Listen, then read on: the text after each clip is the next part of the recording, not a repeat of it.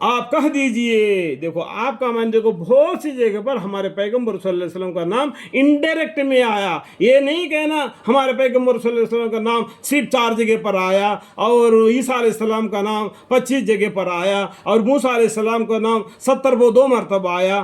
اس طریقے سے مت کہو کہ ہمارے پیغمبر کا نام بھی انڈائریکٹ میں بہت سی جگہ پر آ گیا. دیکھو آپ کا معنی کون ہے؟ ہمارے پیغمبر صلی اللہ علیہ وسلم میں. ہمارے پیغمبر صلی اللہ علیہ وسلم کا اللہ تعالیٰ کیا بول رہے ہیں؟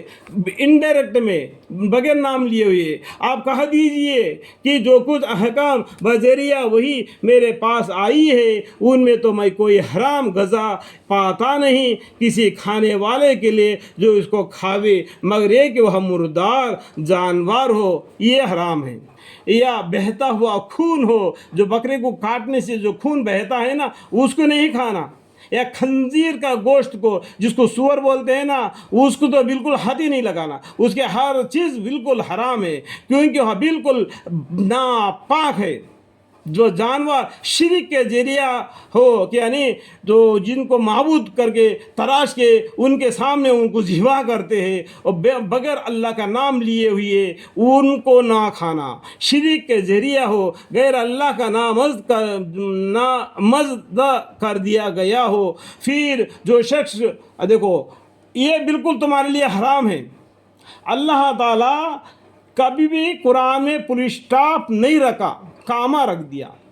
کیونکہ بہت سے غریبی آدمی ہوتے کہ کچھ دنوں تک ان کو کھانا تک نہیں ملتا، بالکل بھوکے پیاسے رہتے. اس کے بارے میں آگے کیا بولتے ہیں دیکھو، اس سے آپ کو معلوم پڑ جائے گا. پھر جو شخص بےتاب ہو جاوے بشرطے نہ تو طالب لذت ہو نہ تجاوز کرنے والا ہو قدر ضرورت سے، تو واقع آپ کا رب غفور الرحیم ہے، وہ کھا سکتا ہے. اللہ تعالیٰ غفور الرحیم ہے. علم والے جانتے ہیں اس بات کو. آپ خود سوچ کر سمجھ لینا کہ بہت ہی بھوکا پیاس ہو، 4-5 دن بالکل کھانا نہیں ملا، وہ آدمی کو اس لیے اللہ تعالیٰ حلال کر دیا. پھر اللہ تعالیٰ بولتے واقع آپ کا رب غفور الرحیم ہے. ٹھیک ہے. اور یہود پر ہم نے تمام ناخن والے جانور حرام کر دیے تھے اور گائے اور بکری کے اجزاء میں سے ان دونوں کو چربیاں ان پر ہم نے حرام کر دی تھی مگر وہ جو ان کی پشت پر یا انتڑیوں میں لگی ہو یا جو ہڈی میں سے ملی ہو ان کو شرارت کے سبب ہم نے ان کو یہ سزا دی تھی اور ہم یقیناً سچے تھے. اللہ تعالیٰ نے یہودیوں کے بارے میں بتا دیا، ان کو یہ چیزیں حرام کر دیا ہے. اللہ تعالیٰ بتلایا اور ہم یقیناً اللہ تعالیٰ سچے ہیں. پھر اگر یہ آپ کو کاذب کہے تو آپ فرما دیجیے کہ تمہارا رب بڑا وسیع رحمت والا ہے اور اس کا عذاب مجرم لوگوں سے نہ ٹلے گا. یہ مشرک یوں کہنے کو ہے کہ اگر اللہ تعالیٰ کا منظور ہوتا تو نہ ہم شرک کرتے اور نہ ہمارے باپ دادا، اس طریقے سے باتیں بناتے. یہ مشرک یوں کہنے کو ہے کہ اگر اللہ تعالیٰ کو منظور ہوتا تو نہ ہم شرک کرتے اور نہ ہمارے باپ دادا اور نہ ہم کسی چیز کو حرام کہہ سکتے.